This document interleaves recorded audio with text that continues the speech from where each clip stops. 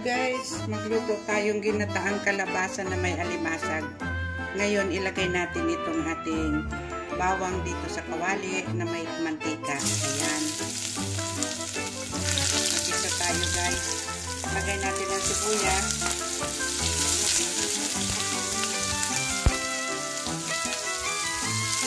Kaunti lang ang lulutuin ko guys kasi ako lang naman ang kakain. Kaya tamang-tama lang ang lulutuin ko para sa akin.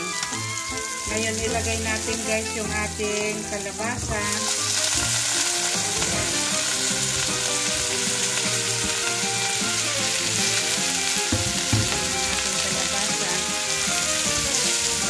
Sabi ko nga, kaunti lang ang lulutuin ko kasi ako lang ang kakain guys.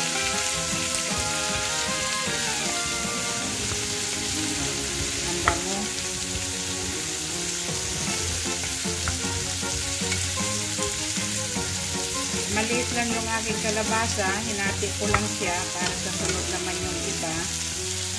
Ngayon, hinati ko lang siya. Ito yung kalahati. Lalagyan natin ng alimasag. Gagataan natin yan guys.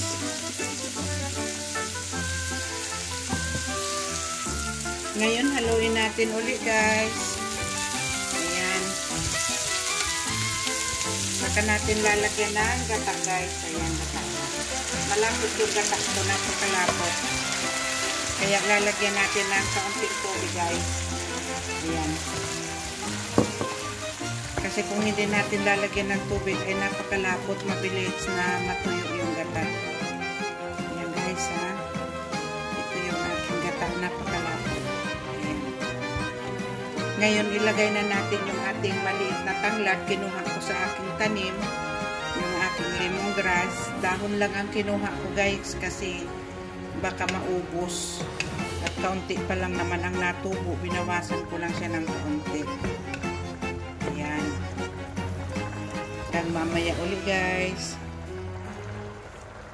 Lagyan natin guys ng kaunting asin. Ayan.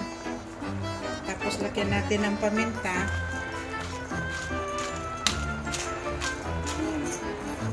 Yung aking alimasag ay nalabon ko na. Kaya madali na lang siyang maluto.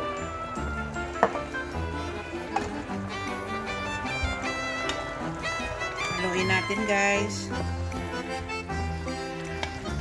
Palulutuin ko lang yung aking kalabasa. Tapos ilalagay ko na yung aking alimasag dahil luto na din naman. Ayan.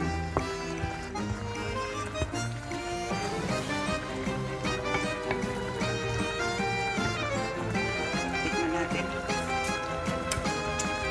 Ayan. Masarap na guys.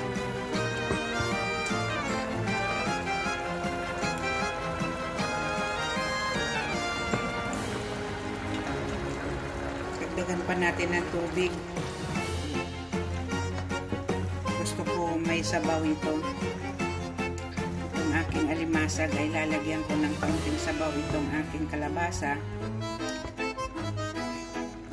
Yan, pakuluin natin dyan guys. Lagyan pa natin ng kaunting gata para lumapot-lapot yung gata niya. Ayan.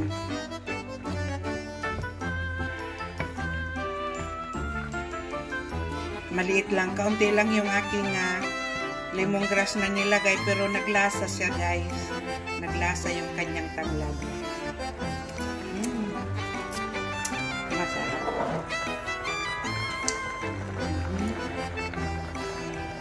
Ayan guys, lagyan natin ng sili. Ayan, ito yung sili kong nakitira dito. Yan na yung ilagay ko na sili malaki. Gusto ko medyo may halang. Pero aywan ko kung mahalang siya. Dudurugin ko na lang yan siya mamaya. Ayan. Halo-haluin para hindi magkorta yung gata.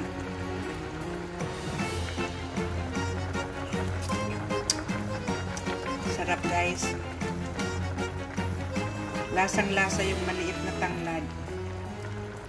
Ngayon puputulin ko itong aking sili ay dudurugin ko. Ayan. Sana mahanghang siya. malambot na kaya yung kalabasa, hindi pa.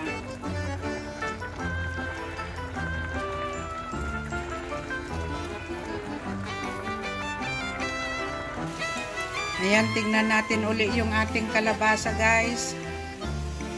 Tingnan ko kung malambot na. Ayun, ilagay na natin yung ating alimasag. Ayan, yung alimasag natin, guys. Ayan. Kaunti lang naman ang nilalagay ko dahil ako lang naman yung kakain. Ayan, guys. Yung ating nakuha sa dagat na alimasag.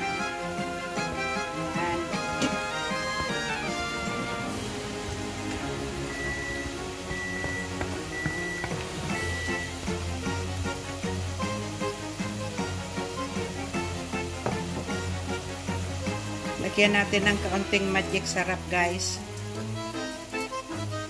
Para masarap.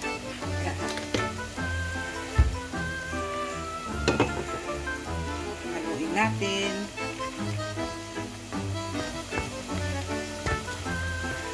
Ayan. Masarap na.